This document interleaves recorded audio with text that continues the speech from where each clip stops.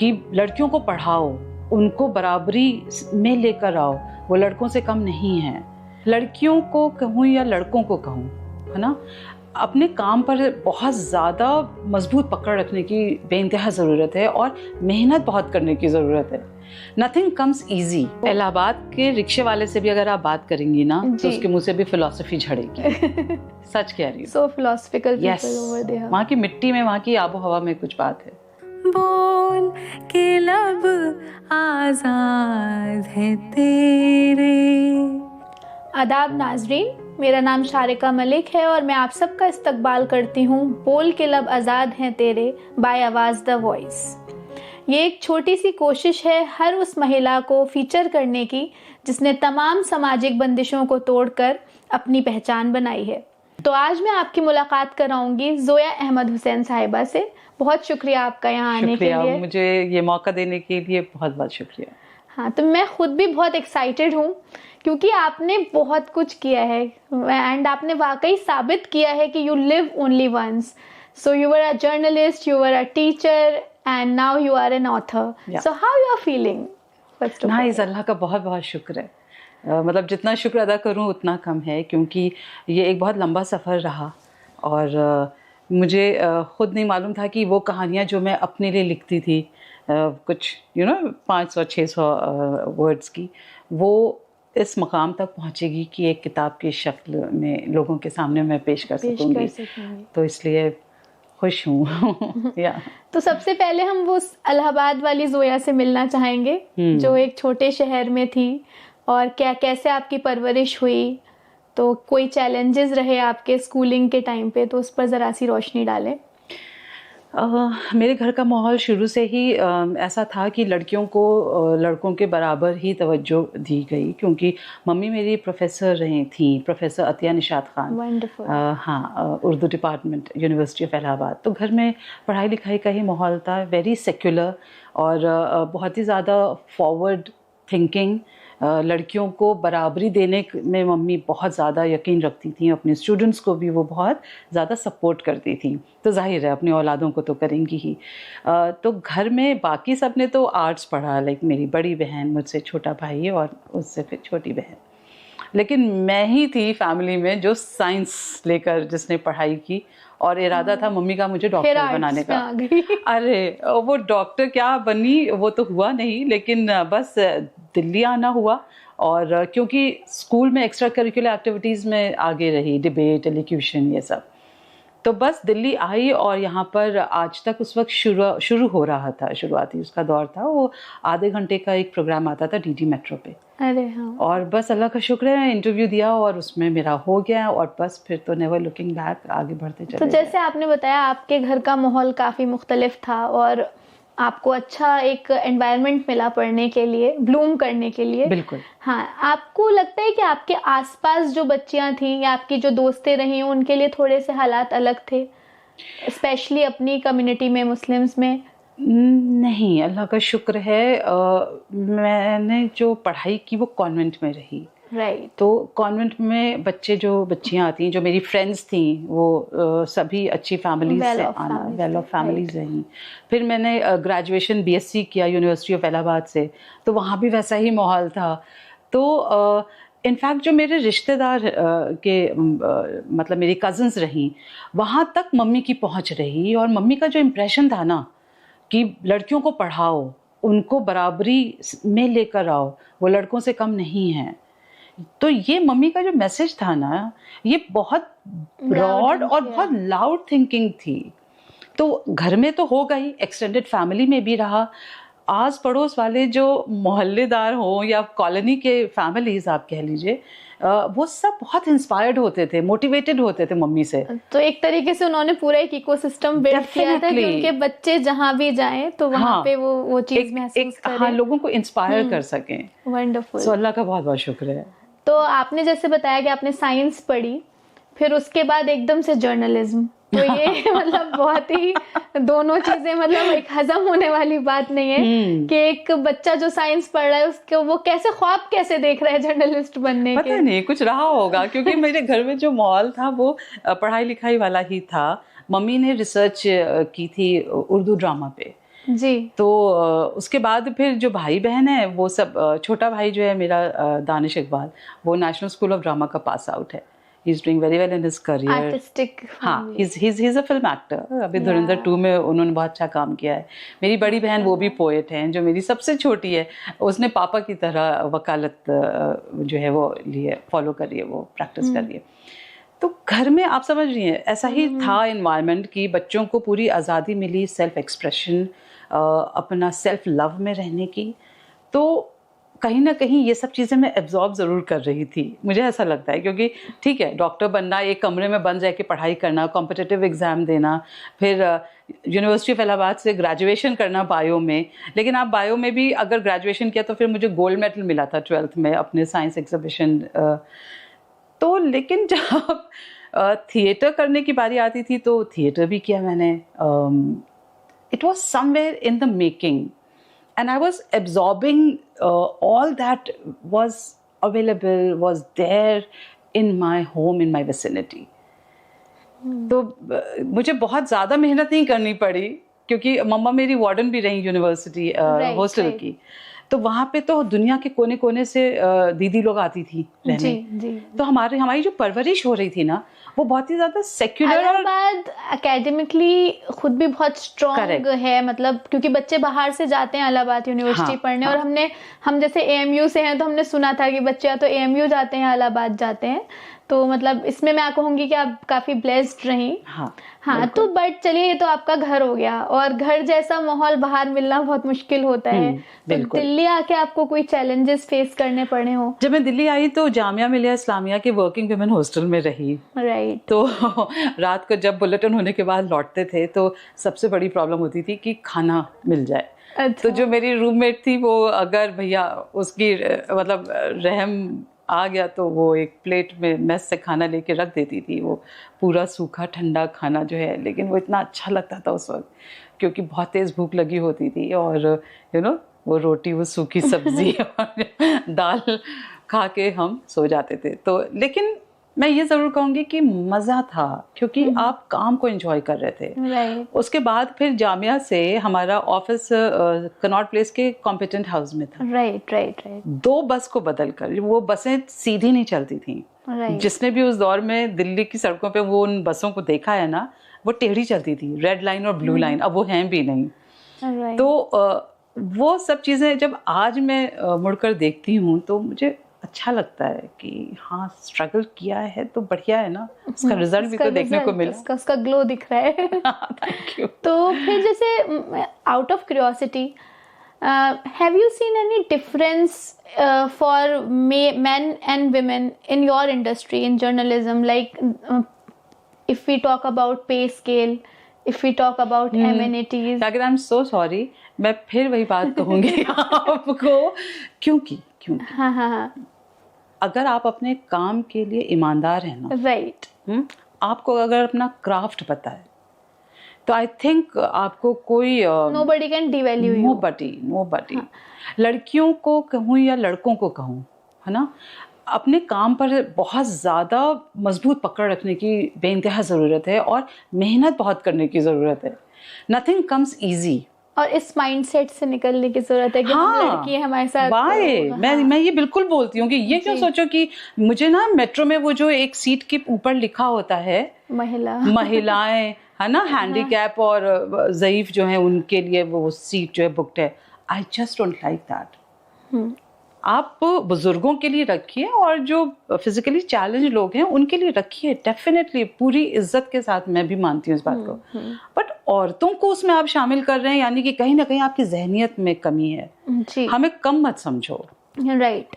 हम पढ़े लिखे और अपना ख्याल रखने के काबिल हैं। हमें ही समझने की जरूरत है। करेक्ट। हाँ, इक्वालिटी अगर हम डिमांड कर रहे हैं तो फिर हमें अथॉरिटी, रिस्पॉन्सिबिलिटी दोनों चीजों में इक्वल होना पड़ेगा। नथिंग कम्स फ्री, और फ्रीडम के साथ रिस्पॉन्सिबिलिटी आती है। राइट, ये समझना बहुत जरूरी है। राइट।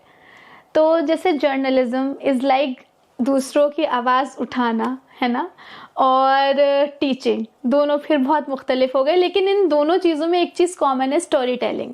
जो कि आपकी तीसरे स्विच रोल में पता चल रहा है। हाँ। तो पहले टीचिंग में कुछ बात करते हैं। टीचिंग की ऐसी कोई हाईलाइट हो जिससे आपने बहुत कुछ सीखा हो या जब something? मैं जर्नलिज्म, एक्टिव जर्नलिज्म में थी तो डेफिनेटली रिपोर्टिंग, एंकरिंग और मैंने प्रोग्राम्स बनाए।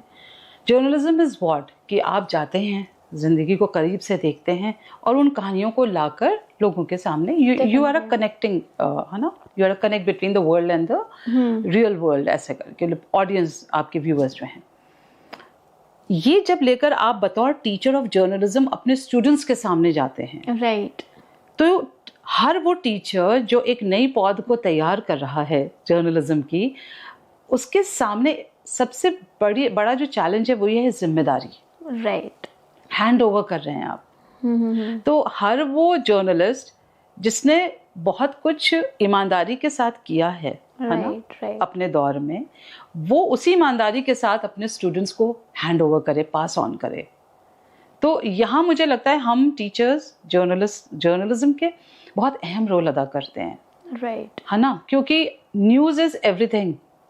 आप खबर को किस तरह से कैसे कवर करिए और कैसे पेश करिए, एथिक्स के साथ, मीडिया एथिक्स के लिए। Because teaching and teaching journalism is two different things. बिल्कुल, लेकिन जिसने खुद प्रैक्टिस किया है ना, Right.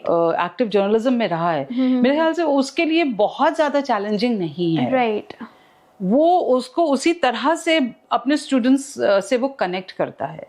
और सबसे इंटरेस्टिंग बात ये कि जो स्टूडेंट्स हैं वो बड़ा लुकअप करते हैं, यू नो, कि To you and to your आपकी, journey. हाँ, वो जो टीचर और स्टूडेंट का बॉन्ड है वो बहुत ही ब्यूटीफुल होता है। Right, it's only that you have to just feel it कि कितने बड़ा रोल आप इस सोसाइटी में अदा कर रहे हैं, एक नई पौध को तैयार करना, और वो भी पत्रकार। इट्स वेरी, आई मीन, आपको डर नहीं लगता कि लोग आपको लुकअप कर रहे हैं तो आपको परफेक्ट होना चाहिए?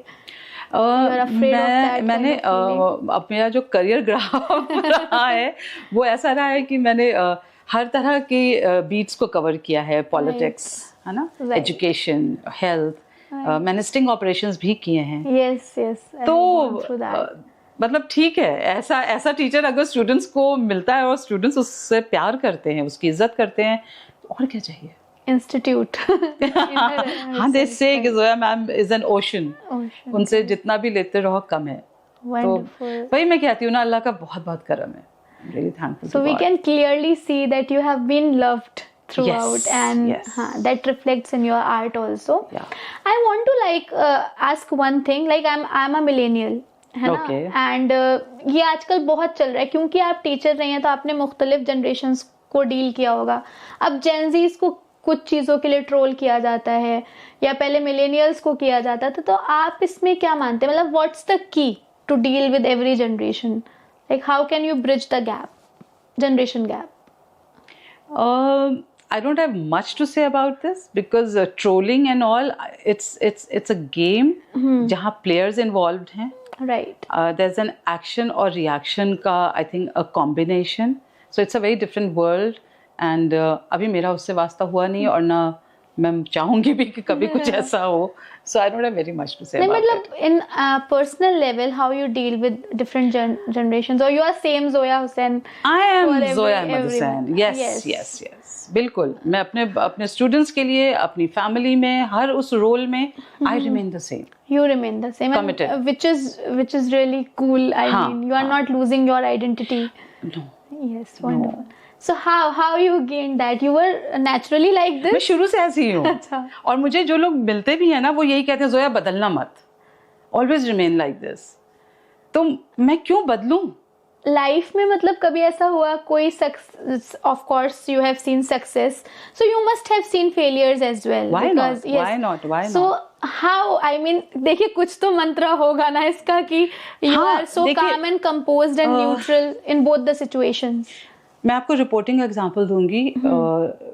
ज़रूरी नहीं था ना कि हर बार आप जिस रिपोर्ट का पीछा कर रहे हैं वो आपको बहुत आसानी से मिल जाए। शॉर्ट्स नहीं मिलते आपको, लोग तैयार नहीं होते बात करने के लिए। कितनी बार हम लोग पेड़ के पीछे छुप के बैठे हुए होते हैं कैमरा लेके कि अब आएगा, अब पर्टिकुलर शॉट मिलेगा। You have to chase your report, या कह लीजिए sting operation for that matter.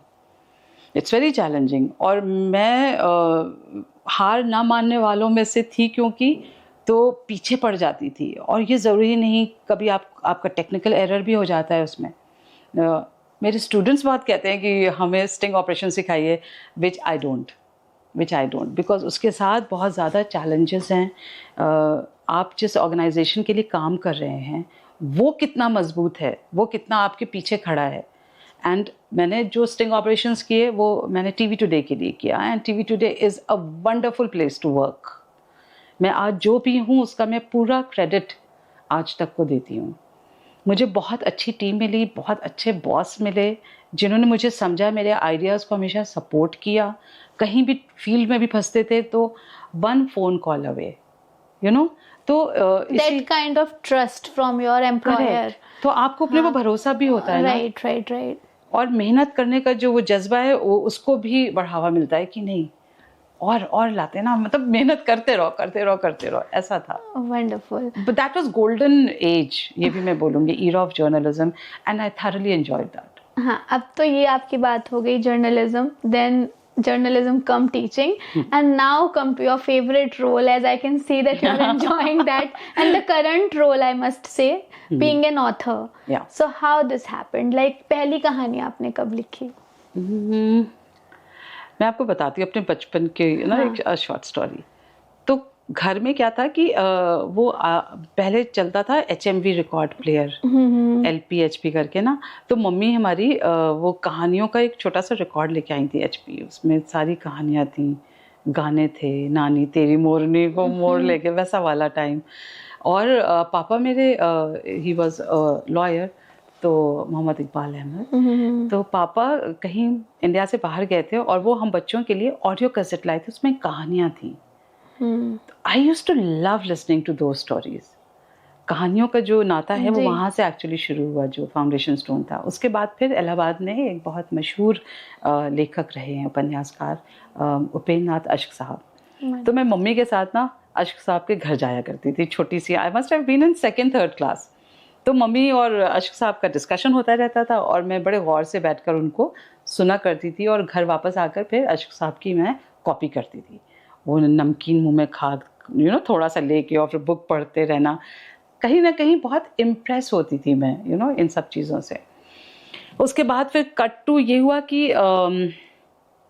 Journalism में बतौर रिपोर्टर अपनी स्क्रिप्ट लिखनी होती है, लेकिन जो फिक्शन राइटिंग है वो मैंने शुरू किया 2020 में, जब कोविड आया। कोविड ने जब हमला बोला, और मैं इंडिया टुडे मीडिया इंस्टीट्यूट में थी बतौर सीनियर असिस्टेंट प्रोफेसर। हाँ, तो वक्त मिला क्योंकि ऑनलाइन क्लासेस होते थे, एंड मम्मी मेरे पास उन दिनों थी, वो रिटायर हो गई थी, तो she was in Delhi only हमारे पास।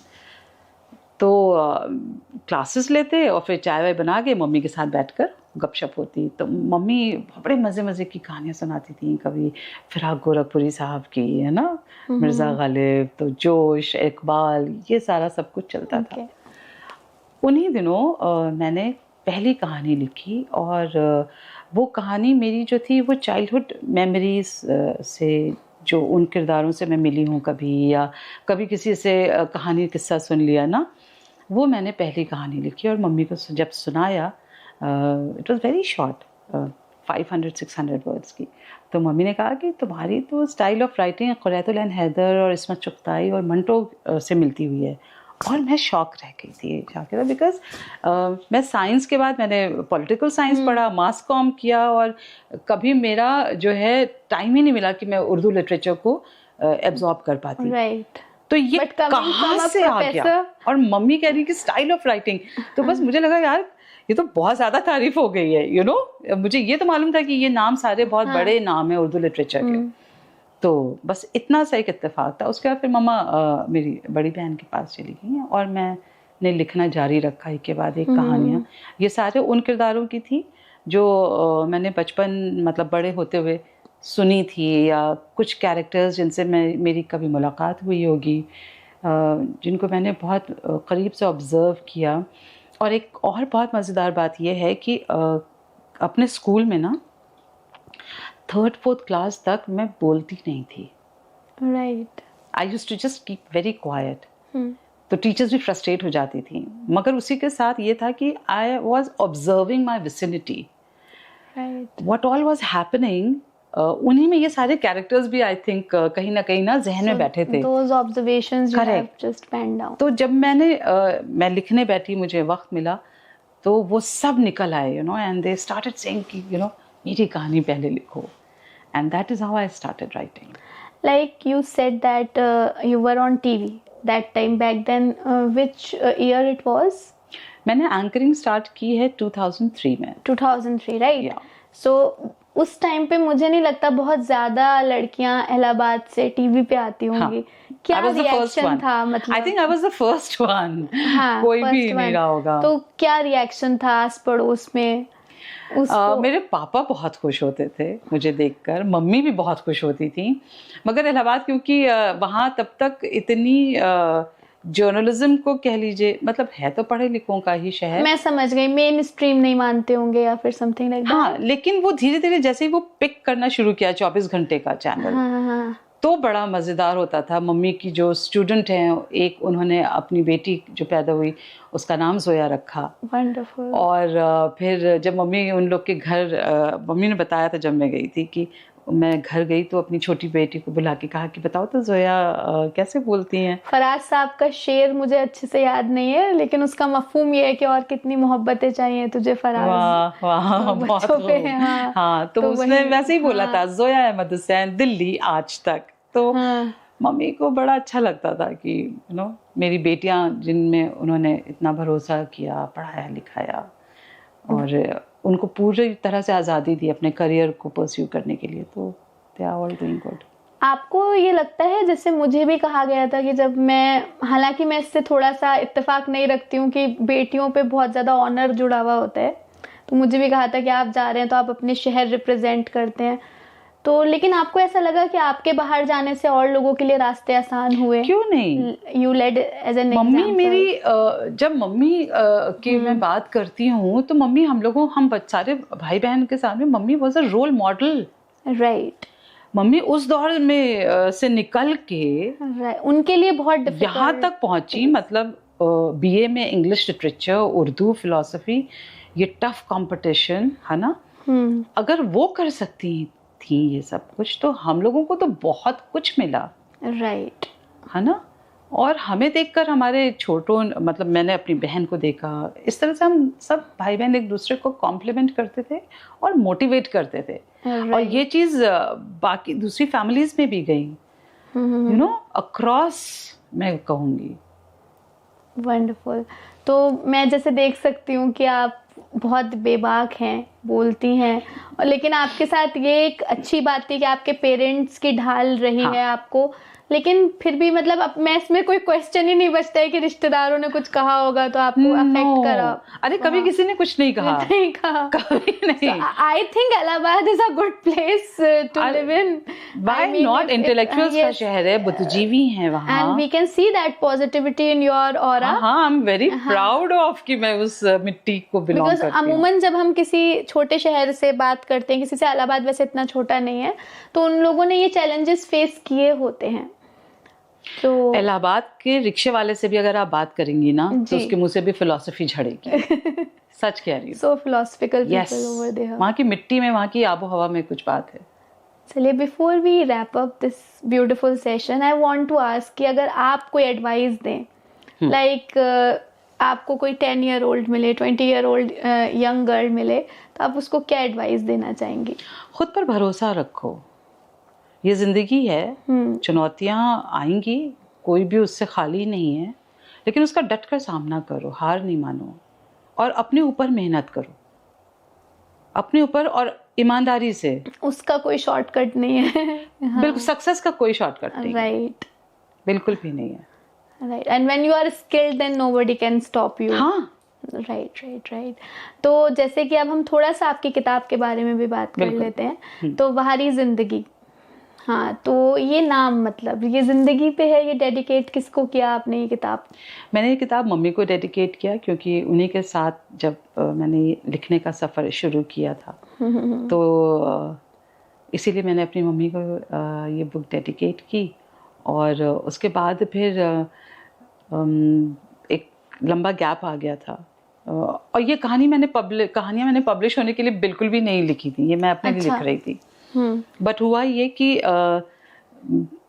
मतलब I lost my mother and फिर या 2022 एंड ये कहानियाँ जो हैं वो लैपटॉप के फोल्डर में ही रखी रहीं। उसके बाद फिर घर में ऐसे ही हुआ कि इनको कंप्लीट करो, फिनिश इट, यू नो। तो अपने आप यूनिवर्स जैसे दरवाजे खुलता चला गया। राइट। और मेरे सामने पॉकेट एफएम आया। पॉकेट एफएम आ गया, मैंने प्रोमो प्रोड्यूसर के तौर पे उसे ज्वाइन किया, शोज़ ऑडियो शोज़ के प्रोमो लिखे और फिर ऑडियो शो भी लिखा, that was a horror fantasy, काल चक्रव्यूह। एंड उसके बाद एक दूसरा प्लेटफॉर्म, उसके लिए मैंने 100 एपिसोड्स लिखे पैरानॉर्मल फैंटेसी के। एंड इतना ज़्यादा बिजी हो गई थी कि इन कहानियों का नंबर ही नहीं आ रहा था। तो ये कहा गया कि भाई स्टॉप चेजिंग, यू नो, और अपने काम पर ध्यान दो। एंड मैंने फिर ये तय किया कि अच्छा ठीक है, अब मैं फ्रीलांसिंग करूँगी। तो मैं जर्नलिज्म पढ़ाती रही अब, लेकिन ये भी हो गया था कि फ़िक्शन राइटिंग के भी क्लासेस ले रही थी और पूरा मेरा जो फोकस था वो अपनी किताब पर आ गया था, बिकॉज मैंने ये अहद कर लिया था कि मुझे इसको कंप्लीट करना ही करना है। तो इसमें 7 कहानियाँ हैं और ये सारी इंस्पायर्ड हैं ट्रू लाइफ से, रियल लाइफ कैरेक्टर्स से। और इसमें से एक कहानी जो लास्ट है मैं दिखाना भी चाहूँगी आपको, मेरी बुक बहारी ज़िंदगी। हाँ, तो ये मेरी बुक है बहारी ज़िंदगी और इसमें एक कहानी है लास्ट 7th कहानी, उसका जो शीर्षक है वो है बहारी ज़िंदगी। तो उसी से मुझे लगा कि ये जो सारी कहानियाँ हैं ये इसी थीम पर ही हैं, बहारी ज़िंदगी। हाँ, तो बस मैंने यही नाम इस किताब का कवर भी आपका काफी इंटरेस्टिंग है। हाँ, ये ऐसी ही होती है ना लाइफ, ऐसे क्रश करके ऐसे छोड़ देती है। हाँ, yes, wide open, still in shape. trying to keep it in shape. Yeah. So thank you so much Soya, आपसे बात कर बहुत अच्छा लगा। और मुझे उम्मीद है कि जो हमारा पर्पस है वो यही है कि यहाँ पर हम वो कहानियाँ फीचर करें जो इंस्पिरेशन बन सकें। तो अगर ज़ोया अहमद हुसैन कर सकती हैं तो कोई भी लड़की इलाहाबाद में हो या फिर दिल्ली में कर सकती है। फिर मिलते हैं अगले एपिसोड में एक नई कहानी के साथ। तब तक के लिए अपना ख्याल रखें। शुक्रिया।